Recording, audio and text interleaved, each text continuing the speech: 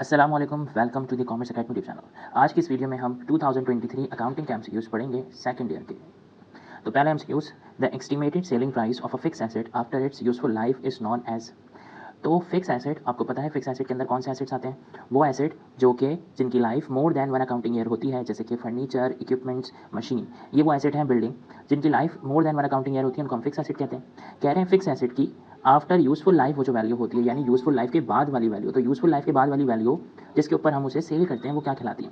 तो यहाँ पर इस एमसीक्यूज को समझने से पहले कुछ कॉन्सेप्ट आपको दोबारा से रिवाइज करने पड़ेंगे, जैसे कि सबसे पहले एक चीज़ होती है कॉस्ट, मशीन की कॉस्ट, या किसी भी चीज़ की। हम मशीन की एग्जाम्पल ले लेते हैं, 1 लाख अज्यूम करते हैं कि एक चीज़ की कॉस्ट है, और जब हम उसको यूज़ कर रहे हैं तो फर्स्ट ईयर में उसको यूज़ करने की वजह से उसकी कॉस्ट एक्सपायर हो गई 20,000। फिर उसके बाद सेकेंड ईयर में भी उसकी कॉस्ट एक्सपायर हो गई 20,000, और फिर थर्ड ईयर में भी उसकी कॉस्ट एक्सपायर हो गई 20,000, और फिर ऐसे ही फोर्थ ईयर के अंदर भी उसकी कॉस्ट एक्सपायर हो गई 20,000। ये जो हर ईयर उसकी कॉस्ट एक्सपायर हो रही है, इसको हम कहते हैं डेप्रीसिएशन। यानी पहले साल मशीन इतने की डेप्रीशिएट हुई, दूसरे साल इतने की, और ऐसे 4 साल में टोटल मशीन डेप्रीशिएट हो गई है 80,000 की। इस टोटल डेप्रीसिएशन को हम बोलते हैं एक्यूमुलेटेड डेप्रीसिएशन। ओके, तो अब 4 साल उसकी मशीन की लाइफ थी, हमने 4 साल तक उसको यूज़ करा, उसके बाद वो 80,000 की डेप्रीशिएट हो गई है। अब अगर देखा जाए, जब वो हमने उसको मशीन को उसकी पूरी लाइफ यूज़ भी कर लिया तो वो 80,000 की डेप्रीशिएट हुई है। हमने मशीन खरीदी थी 1 लाख रुपीज़ की। इसका मतलब यह है कि अभी भी इसकी कुछ ना कुछ कॉस्ट तो बची है। कितनी कॉस्ट बची है? अगर हम उस 1 लाख में से इस 80,000 को माइनस करें तो ये बचते हैं 20,000।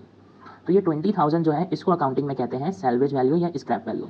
तो ये है वो वैल्यू जिसके ऊपर मशीन पूरी यूज़ होने के बाद भी सेल हो सकती है, इसको कहते हैं हम सैल्वेज वैल्यू या स्क्रैप वैल्यू। तो ये वो मशीन की कॉस्ट है जो कभी एक्सपायर ही नहीं होती, और ये सारी वो कॉस्ट है जो एक्सपायर हो गई है।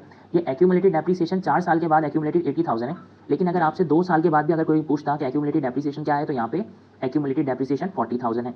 जब 3 साल के बाद बात करते तो एक्यूमुलेटेड डेप्रीसिएशन 60,000 हो जाता, और 4 साल के बाद एक्यूमुलेटेड डेप्रीसिएशन 80,000 हो गया। इसका मतलब ये है कि जो कॉस्ट थी, इस कॉस्ट में 2 पार्ट हैं। एक है 20,000 जिसको हमने बोला है स्क्रैप वैल्यू, और एक है 80,000। ये जो 80,000 है इसको बोलते हैं हम डेप्रीशिएबल कॉस्ट, और ये जो 20,000 है ये तो हो गई स्क्रैप वैल्यू। यानी कि कॉस्ट के अंदर 2 वैल्यूज इंक्लूड होती हैं, एक स्क्रैप वैल्यू और एक डेप्रीशिएबल कॉस्ट। ओके, तो अब यहाँ पर पूछ रहे हैं कि वो ऐसी कौन सी कॉस्ट है, यानी कि estimated selling price of a fix asset after its useful life. Useful life के बाद भी देखें इस 20,000 पे ये एसेट बिक रहा है, जब हम उसको पूरा यूज़ भी कर रहे हैं, तो ये कहलाती है सैल्वेज वैल्यू। तो इसका मतलब वो वैल्यू जिसके ऊपर कोई भी एसेट, कोई भी फिक्स एसेट अपनी यूजफुल लाइफ के बाद भी सेल होता है, तो वो कहलाती है सैल्वेज वैल्यू, ना कि डेप्रीशिएबल कॉस्ट, ना बुक वैल्यू, ना कॉस्ट।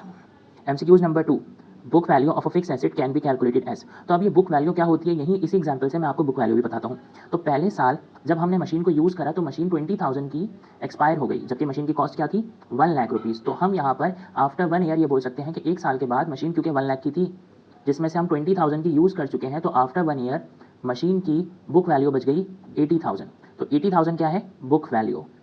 ठीक है, ये क्या थी? कॉस्ट। और ये हमने क्या माइनस करा है? इसका एक्यूमुलेटेड डेप्रीसिएशन, क्योंकि 1 ईयर पर एक्यूमुलेटेड डेप्रीसिएशन भी इसका 20,000 है, 2 ईयर पर 40,000, 3 ईयर पर 60 और 4 पे 80। तो जैसे जैसे ईयर बढ़ रहे हैं इसका एक्यूमुलेटेड डेप्रीसिएशन बढ़े जा रहा है। लेकिन यहाँ पर इंपॉर्टेंट पॉइंट क्या था जिसको हम पढ़ना चाह रहे हैं कि बुक वैल्यू कैसे निकलती है। तो बुक वैल्यू कैसे निकली? कॉस्ट में से हमने माइनस करा एक्यूमुलेटेड डेप्रीसिएशन, तो आ गई बुक वैल्यू। तो यहाँ क्या पूछ रहे हैं? Book value of a fix asset can be calculated as. तो बुक वैल्यू कैसे कैलकुलेट होती है कि हम कॉस्ट में से, यहाँ देखें सारे formulas, cost minus current year depreciation only, नहीं, कॉस्ट में से सिर्फ करंट ईयर का डेप्रीसिएशन नहीं माइनस करते, जितने भी ईयर्स गुजर चुके हैं उन सबका डेप्रीसिएशन मिलाकर माइनस करते हैं, जिसको हम बोलते हैं एक्यूमुलेटेड डेप्रीसिएशन। ठीक है, अगर नेक्स्ट ऑप्शन देखें, cost minus current year depreciation only, यहाँ तो प्लस हो रहा था, यहाँ माइनस है, दोनों ही ऑप्शन गलत है, क्योंकि यहाँ डेप्रीसिएशन सिर्फ करंट ईयर की बात हो रही है। लास्ट वाले ऑप्शन को देखें, यहाँ क्या लिखा हुआ है? Cost minus accumulated depreciation. ये वही चीज़ है जो कि हमने यहाँ सॉल्व करके कॉस्ट में से एक्यूमुलेटेड डेप्रीसिएशन को माइनस करा, तो बुक वैल्यू हमारे पास आ गई। इस ऑप्शन में यहाँ प्लस होगा, लेकिन वो भी सही ऑप्शन नहीं है, तो हमारा सही ऑप्शन ये है। MCQs number 3, in non profit organisation this is use in place of income statement. Income statement की जगह नॉन प्रॉफिट ऑर्गेनाइजेशन में ये यूज होता है। तो इनकम स्टेटमेंट की जगह नॉन प्रॉफिट ऑर्गेनाइजेशन में हम बनाते हैं income and expenditure account. Income and expenditure account बनता है नॉन प्रॉफिट ऑर्गेनाइजेशन में इनकम स्टेटमेंट की जगह, क्योंकि नॉन प्रॉफिट ऑर्गेनाइजेशन में हम कोई नेट प्रॉफिट और नेट लॉस पता नहीं लगाते। वहाँ पे हमारे पास सिर्फ रेवेन्यूज और एक्सपेंसेस होते हैं जिनको हम उस अकाउंट में पुट करते हैं और अपना ये देखते हैं कि सरप्लस आया है या शॉर्टेज। इसके अलावा यहाँ दूसरा ऑप्शन है बैलेंस शीट। तो बैलेंस शीट अपनी जगह बनती है, बैलेंस शीट इनकम स्टेटमेंट की जगह नहीं बनती। बैलेंस शीट आपको पता है एक अलग चीज़ है। Receipt and payment account, receipt and payment account असल में कैश बुक की जगह बनती है। अगर यहाँ पर आता in non profit organisation this is use in place of cash book, तो फिर हम रिसिप्ट एंड पेमेंट अकाउंट बोलते हैं। MCQs number 4 in non profit organisation this is use in place of cash book. Cash book की जगह use होती है, तो जो ऊपर मैंने आपको बात बताई वही इस MCQs में है कि कैश बुक की जगह यूज़ होती है रिसिप्ट एंड पेमेंट अकाउंट। अच्छा, क्योंकि कैश बुक असल में कैश बुक भी अगर आपको फर्स्ट ईयर में हमने करी थी, आपको याद होगी कि इसकी एक साइड रिसिप्ट साइड होती है और दूसरी साइड पेमेंट साइड होती है। जब जब कैश आता है हम इस तरफ रिसिप्ट साइड रखते हैं, जब जब कैश जाता है तो हम पेमेंट साइड लिखते हैं, ठीक है। और यही जो है वो कैश बुक बनती है। तो नॉन प्रॉफिट ऑर्गेनाइजेशन में कैश बुक की जगह पर रिसिप्ट एंड पेमेंट अकाउंट बनता है, जबकि इनकम स्टेटमेंट की जगह पर income and expenditure account. MCQs number 5 the value of books in a library of a non business organisation non profit organisation is shown in balance sheet as. ये जो books हैं library के अंदर, ये non profit organisation business के अंदर हम उसको बैलेंस शीट में कहाँ रखते हैं? तो बुक्स जो होती हैं वो वैसे भी बुक्स क्या है, एक एसेट है, ठीक है। और ये बुक कौन सा एसेट है? ये बुक फिक्स एसेट है, क्योंकि बुक्स जो है वो मोर देन 1 अकाउंटिंग ईयर तक चलती हैं। बुक की लाइफ 1 साल से ज़्यादा होती है, तो इसलिए हम बुक्स को फिक्स एसेट बोलते हैं, ठीक है। करंट एसेट में नहीं बोलेंगे हम, लाइब्रेरी बुक्स जो हैं वो फिर फिक्स एसेट में, क्योंकि बुक्स बहुत ईयर्स तक हमें बेनिफिट दे सकती हैं। यहाँ पे लाइबिलिटी है एक ऑप्शन, तो ये तो वैसे ही गलत है। करंट एसेट और फिक्स एसेट में से हमें डिसाइड करना था, तो फिक्स एसेट सही ऑप्शन है, जबकि यहाँ पर बस ये फिक्स एसेट वाला ही आपका सही ऑप्शन है। MCQs number 6 subscription received but not earn should be shown in the balance sheet as. Subscription आपने रिसीव कर ली है लेकिन आपने अर्न नहीं करी, क्योंकि सब्सक्रिप्शन नॉन प्रॉफिट ऑर्गेनाइजेशन के अंदर सब्सक्रिप्शन जो है वो एक रेवेन्यू माना जाता है। रेवेन्यू होता है कि हम बिजनेस में वो जो नॉन प्रॉफिट ऑर्गेनाइजेशन है उसकी मेंबरशिप कंटिन्यू रखने के लिए मेंबर्स एक अमाउंट लेते हैं जिसको बोलते हैं सब्सक्रिप्शन। तो सब्सक्रिप्शन नॉन प्रॉफिट ऑर्गेनाइजेशन के लिए एक रेवेन्यू है, और रेवेन्यू अगर आपने रिसीव कर लिया है लेकिन आपने अभी अर्न नहीं करा तो वो फिर होती है लाइबिलिटी, जिसको हम कहते हैं अनर्न। तो अनर्न क्या है? अनर्न ऐसा ही रेवेन्यू होता है जो कि आपने रिसीव कर लिया है लेकिन आपने अर्न नहीं करा, रिसीव्ड बट नॉट अर्न, तो आपने उसको कहते हैं unearned, received but not earn. तो नॉन प्रॉफिट ऑर्गेनाइजेशन के अंदर हम सब्सक्रिप्शन का वर्ड सुनते हैं जो कि हमारे पास नेक्स्ट ईयर का अगर अभी से आ जाए तो वो फिर होती है हमारे लिए liability. MCQs number 7 if old partners do not willing to reduce their capital then goodwill goes to. जब ओल्ड पार्टनर्स अपने कैपिटल रिड्यूस करने के लिए, मतलब कि कम करने के लिए रेडी नहीं है, विलिंग नहीं है, तो फिर गुडविल किसकी होगी? तो जब अगर यहाँ पे मेंशन है कि ओल्ड पार्टनर रिड्यूस करने से मना कर रहे हैं, इसका मतलब है ये कंडीशन ऐसी है जिसके अंदर ओल्ड पार्टनर्स को कैपिटल रिड्यूस करना था लेकिन उन्होंने मना करा। और ओल्ड पार्टनर्स अगर कैपिटल रिड्यूस करेंगे तो इसका मतलब कैपिटल वो जाएगा किसको? न्यू पार्टनर को। तो ये वो कंडीशन है जिसको हम कहते हैं लेस देन बुक वैल्यू, कि जो न्यू पार्टनर है वो लेस इन्वेस्टमेंट करेगा और उससे मोर कैपिटल लेगा। तो न्यू पार्टनर की ये कंडीशन है जिसको हम कहते हैं लेस देन बुक वैल्यू। जब न्यू पार्टनर कम इन्वेस्टमेंट करके ज़्यादा कैपिटल लेता है तो फिर ओल्ड पार्टनर्स अपनी तरफ से उसको वो कैपिटल देते हैं जिसको हम कहते हैं बोनस। और अगर ओल्ड पार्टनर्स वो कैपिटल देने से मना कर दें तो फिर गुडविल आ जाती है, और वो फिर गुडविल होती किसकी है? न्यू पार्टनर की। जब ओल्ड पार्टनर्स मना करें इसका मतलब है गुडविल किसकी होगी? न्यू पार्टनर की। गुडविल इज एन, गुडविल क्या है? तो गुडविल क्या है? गुडविल एक एसेट है, हमने पढ़ा कि गुडविल की वैल्यू है इन टर्म्स ऑफ मनी बता सकते हैं, और फ्यूचर में इस गुडविल से बेनिफिट मिलता है बिजनेस को। तो गुडविल एक एसेट है, लेकिन ये कैसा एसेट है? तो पहली चीज़ तो ये एक फिक्स एसेट है। फिक्स एसेट क्यों है? क्योंकि गुडविल से benefit more than 1 accounting year तक मिलता रहेगा, बहुत सालों तक गुडविल की वजह से बेनिफिट बिजनेस को मिलेगा, तो ये फिक्स एसेट हो गया। तो पहली चीज़ ये एसेट हो गया, दूसरी चीज़ ये फिक्स एसेट हो गया। तो एसेट से फिक्स एसेट तक हम पहुंच गए। दूसरी बात, क्या ये गुडविल फिजिकली मौजूद है? फिजिकली एग्जिस्ट करती है? तो ये फिजिकली एग्जिस्ट नहीं करती। इसका मतलब ये फिक्स एसेट भी है लेकिन क्या है? इनटेंजिबल। तो goodwill is an intangible fix asset. तो ये ऑप्शन सबसे सही है। टेंजिबल एसेट्स वो होते हैं जो कि फिजिकली मौजूद होते हैं, जैसे कि कोई मशीन या equipment. MCQs number 9 if nothing is stated in the partnership agreement. अगर पार्टनरशिप एग्रीमेंट में कुछ भी नहीं लिखा हुआ हो then profit and loss is shared. तो प्रॉफिट और लॉस कैसे शेयर होगा? जब एग्रीमेंट में कुछ भी नहीं लिखा हुआ हो, या इवन आपको उस क्वेश्चन के अंदर जब कुछ भी नहीं बताते कि प्रॉफिट और लॉस कैसे शेयर होगा, तो फिर प्रॉफिट और लॉस शेयर होता है इक्वली। तो ये बहुत दफ़ा हमारे question partnership distribution of profit and loss का हम क्वेश्चन कर रहे होते हैं, तो वहाँ पे कुछ रेशो नहीं गिवन होता, तो हम फिर वहाँ पर प्रॉफिट और लॉस इक्वली डिस्ट्रीब्यूट करते हैं। MCQs number 10 if there are only 2 partners then on retirement of 1 partner the partnership business will be. अगर किसी पार्टनरशिप में सिर्फ 2 ही पार्टनर हैं और एक पार्टनर रिटायर हो जाए तो फिर पार्टनरशिप बिजनेस क्या होगा? पार्टनरशिप बिजनेस ही खत्म हो जाएगा, डिसॉल्व हो जाएगा, क्योंकि अब सिर्फ एक ही ऑनर बचा है बिजनेस का। जब एक ही ऑनर बचा है तो फिर बिजनेस अब पार्टनरशिप बिजनेस नहीं कहलाएगा। तो इसमें सही ऑप्शन है गेट डिसॉल्व। बाकी ऑप्शन देखते हैं, यहाँ पे लिखा हुआ है नॉट बी डिसॉल्व, तो यहाँ पर डिसॉल्व हो जाएगा, पार्टनरशिप खत्म हो जाएगी। एमलगेमेट का मतलब है, एमलगेमेट का मतलब तो होता है कि दो बिजनेस जब ज्वाइन करते हैं और पार्टनरशिप फॉर्म करते हैं, तो यहाँ पर ये ऑप्शन तो है नहीं, यहाँ तो पार्टनरशिप खत्म हो रही है, बन नहीं रही। एब्जॉर्ब का वर्ड यहाँ ठीक नहीं है, डिसॉल्व ठीक है। Okay. MCQs number 11 this temporary account is used in liquidation process. जब लिक्विडेशन का प्रोसेस करते हैं, यानी कि तमाम एसेट्स को हम उस वक्त सेल आउट कर रहे होते हैं और अपने बिजनेस को खत्म करते हैं, उसको कहते हैं लिक्विडेशन। जब लिक्विडेशन करते हैं तो हम अपने तमाम एसेट्स को जब सेल कर रहे होते हैं तो एक अकाउंट हम यूज़ करते हैं। क्या वो रीवैल्यूएशन का अकाउंट होता है? नहीं, रीवैल्यूएशन का अकाउंट यूज़ करते हैं हम पार्टनरशिप रिटायरमेंट में। ओके। इनकम समरी अकाउंट नहीं, ये तो फाइनेंशियल स्टेटमेंट में यूज़ होता है। रियलाइजेशन अकाउंट वो अकाउंट है क्योंकि हम एसेट्स को जो सेल कर रहे होते हैं, तो जब हम रियलाइज़ का मतलब होता है कैश में कन्वर्ट करना है, तो यहाँ पार्टनरशिप डिसोल्यूशन के अंदर हम सारे एसेट्स को कैश में कन्वर्ट कर रहे होते हैं, वो रियलाइज्ड हो रहे होते हैं, तो इस वजह से रियलाइजेशन अकाउंट यूज़ होता है।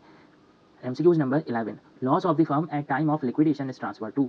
जो फर्म का लॉस होता है वो कहाँ ट्रांसफ़र होता है लिक्विडेशन के वक्त। लिक्विडेशन अभी ऊपर हमने डिस्कस करा कि लिक्विडेशन का मतलब है कि बिजनेस ही खत्म हो रहा है, एंड ऑफ द बिजनेस। तो जो उस वक्त भी फर्म का लॉस होगा, वो फर्म का लॉस किसके अकाउंट्स में जाएगा, पार्टनर्स के अकाउंट में। जो भी लॉस होगा, कोई एसेट अगर हमने सेल करा है और वो सेल कम अमाउंट पर हुआ, इसका मतलब लॉस हो गया रियलाइजेशन पर, तो वो लॉस पार्टनर्स को मिलेगा पहले, फिर उसके बाद जाकर बिजनेस खत्म होगा। वो क्रेडिटर्स को लॉस नहीं दे सकते, डेटर्स को लॉस नहीं देंगे, वो लिक्विडेटर्स को भी नहीं देंगे, वो पार्टनर्स का लॉस है, क्योंकि बिजनेस का लॉस है तो पार्टनर्स का लॉस है। MCQs number 30. If a partner can contribute any amount toward his or her capital deficiency from personal resource, then this partner is trumped.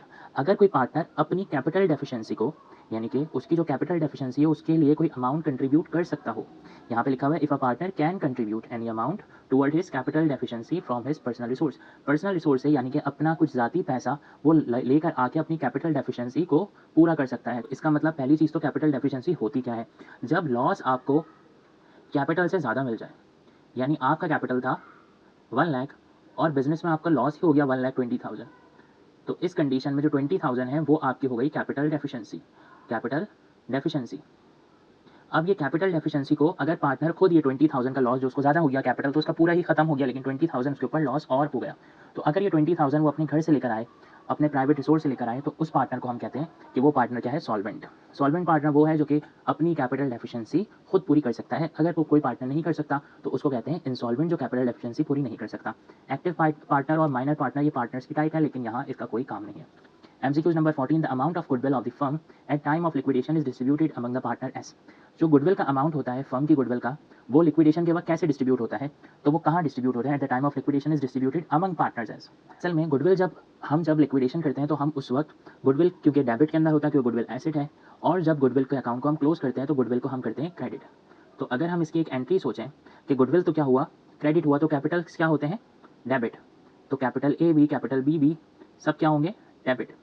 और पार्टनर्स के अगर कैपिटल अकाउंट्स डेबिट हो रहे हैं, इसका मतलब क्या हुआ, इन्हें लॉस मिल रहा है, इनका कैपिटल कम हो रहा है। तो गुडविल, क्योंकि गुडविल खत्म अगर होगी, जब पार्टनरशिप जैसे डिसॉल्व होगी, तो वो जो गुडविल का एसेट था, गुडविल तो ये प्रूफ करता है, गुडविल तो ये होता है कि अगर बिजनेस चलेगा तो वो गुडविल की वजह से हमें बेनिफिट मिलेगा।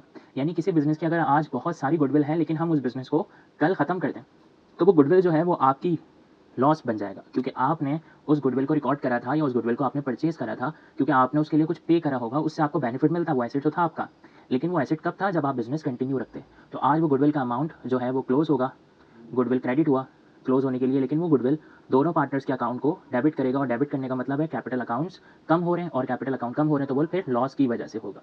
तो यहाँ गेन के तौर पे गुडविल नहीं है, गुडविल क्लोज होते हुए लिक्विडेशन के वक्त हमें लॉस वाला रिस्पॉन्स करती है। MCQs number 15. Shareholders are, shareholders कौन होते हैं, तो shareholders are owner of the company. Shareholders owner होते हैं, लेकिन अगर डिबेंचर होल्डर होता है यहाँ तो वो क्रेडिटर्स ऑफ द कंपनी होते हैं। Okay, customer of the company भी नहीं होता। MCQs number 16. Debentures are reported on the balance sheet as. Debentures balance sheet के अंदर कैसे रिपोर्ट किए जाते हैं, तो डिबेंचर होल्डर्स, अभी मैंने आपको बताया कि वो क्रेडिटर्स होते हैं, क्योंकि डिबेंचर कंपनी के लिए एक लाइबिलिटी है, उस लाइबिलिटी को फिर पे करते हैं कंपनी, तो डिबेंचर रिपोर्टेड बैलेंस शीट में होते हैं एज लाइबिलिटी। ओके, जबकि शेयर्स का अमाउंट जो होता है वो शेयर होल्डर इक्विटी होती है, लेकिन डिबेंचर्स का अमाउंट जो है वो कंपनी के लिए लाइबिलिटी होती है, क्योंकि कंपनी आउटसाइडर से पैसे तो लेती है, लेकिन उस आउटसाइडर्स को वो डिबेंचर होल्डर बनाती है, इसका मतलब है वो कंपनी के क्रेडिटर्स हैं, कंपनी को उन्होंने उधार दिया हुआ है। MCQs number 17. The statement of financial position in single entry system is. तो स्टेटमेंट ऑफ फाइनेंशियल पोजीशन हम पहली चीज़ कहते हैं किसको है, तो स्टेटमेंट ऑफ फाइनेंशियल पोजीशन हम कहते हैं बैलेंस शीट को। जब बैलेंस शीट के अंदर, क्योंकि किसी भी बिजनेस की फाइनेंशियल पोजीशन पर चल रही होती है, तो balance sheet statement of financial position है। तो यहाँ क्वेश्चन था कि the name of statement of financial position in single entry system, तो इसका मतलब ये पूछना चाह रहे हैं कि बैलेंस शीट का सिंगल एंट्री सिस्टम के अंदर क्या नेम है, तो बैलेंस शीट को सिंगल एंट्री सिस्टम के अंदर कहते हैं हम स्टेटमेंट ऑफ अफेयर्स। ठीक है। MCQs number 18. The share at more than par value are set to be issued at. अगर शेयर अपनी पार वैल्यू से ज़्यादा पर हो तो वो किस पर इशू हो रहा है, तो अगर शेयर अपनी पार वैल्यू से ज़्यादा हो, नॉर्मली पार वैल्यू हमने देखी है कि पार वैल्यू शेयर की होती है 10, लेकिन अगर उसकी मार्केट वैल्यू ज़्यादा है, अगर उसकी मार्केट वैल्यू है 12, इसका मतलब ये जो 2 रुपीज़ एक्स्ट्रा हैं, ये क्या होता है, प्रीमियम। तो इसका मतलब शेयर जो है वो ट्रेड हो रहा है या इशू हो रहा है किस पर, प्रीमियम पर। और अगर लेस देन मार्केट वैल्यू होता है, लेस देन पार वैल्यू होता है, तो फिर हम कहते हैं discount. Okay. MCQs number 19. Unearned service income is आ। तो अनर्न्ड सर्विस इनकम, कोई भी आपकी सर्विस इनकम हो लेकिन आपने वो कमाई भी नहीं हो, तो वो कहलाती है लाइबिलिटी। तो लाइबिलिटी होगी आपकी, क्योंकि आपने वो इनकम रिसीव कर ली है लेकिन वो अभी अनर्न्ड है, तो वो आपके लिए करंट लाइबिलिटी है। Okay. MCQs number 20. If incoming partner purchases share from an old partner. अगर इनकमिंग पार्टनर ओल्ड पार्टनर से शेयर खरीद लेता है, यानी कि उसका कैपिटल परचेज कर लेता है, जो कि हमने चैप्टर हमने जब पढ़ा था पार्टनरशिप एडमिशन का, तो उसमें हमने एक केस पढ़ा था जिसके अंदर ये था कि एक पार्टनर पुराने पार्टनर से अगर हम कैपिटल खरीद लें, जिसको हम कहते थे परचेज ऑफ इंटरेस्ट। तो परचेज ऑफ इंटरेस्ट में होता क्या था, वो जो पुराने पार्टनर होते थे उनका कैपिटल न्यू पार्टनर ने खरीदा, तो बिजनेस का टोटल कैपिटल तो उतना ही रहता था। यानी अगर हम यहाँ एग्जाम्पल दें कि बिजनेस का कैपिटल है, बिजनेस में पार्टनर ए है, बिजनेस में पार्टनर बी है। ए पार्टनर कैपिटल था 1,50,000 और बी पार्टनर कैपिटल था 1 लाख। अब एक न्यू पार्टनर आया, ये तो बिजनेस की एक पुरानी कंडीशन है, ठीक है। अब न्यू पार्टनर आया है जिसने इन दोनों से 50,000 का कैपिटल परचेज कर लिया। इसका मतलब अब इसका जिसका 1 लाख कैपिटल था उसका 1 लाख नहीं रहेगा, जिसका 1 लाख कैपिटल था उसका कैपिटल हो गया अब 50,000, क्योंकि इससे 50,000 का कैपिटल उसने परचेज कर लिया। और जिसका 1,50,000 था उसका कैपिटल भी क्या हो गया, 1 लाख हो गया, क्योंकि इससे 50,000 परचेज कर लिया। और अब क्योंकि कैपिटल सी अब आ गया बिजनेस में, क्योंकि न्यू पार्टनर आ गया जिसका नाम है सी, उसका नया बिजनेस के अंदर जो कैपिटल हुआ, क्योंकि उसने दोनों से 50,000 परचेज करा है, तो उसका कैपिटल हो गया 1 लाख। अब इसका कैपिटल 1 लाख कहाँ से आया, 50,000 इसने ए से खरीदा, 50,000 इसने बी से खरीदा। जब दोनों से इसने कैपिटल 50,000 खरीद लिया तो उनका कैपिटल 50,000 से कम हो गया, जबकि इसका कैपिटल 1 लाख आ गया। तो अगर इसके आने से पहले कैपिटल देखते तो यहाँ भी देखें 2,50,000 बनता था, और अब इसके आने के बाद भी देख लें तो यहाँ भी अगर आप इन तीनों वैल्यूज़ को प्लस करेंगे तो 2,50,000 बना। इसका मतलब ये है कि अगर इनकमिंग पार्टनर परचेज कर ले share from an old partner, तो यहाँ कौन सा होगा, क्या रिड्यूस हो गया टोटल इक्विटी, नहीं हुई। इंक्रीज हो गई टोटल लाइबिलिटी, तो यहाँ ये ऑप्शन तो खैर है ही नहीं। इंक्रीज हो गई टोटल इक्विटी, नहीं, ना रिड्यूस हुई ना इंक्रीज हुई, बल्कि bring no change in the total equity, तो ये ऑप्शन ठीक है। Okay, thank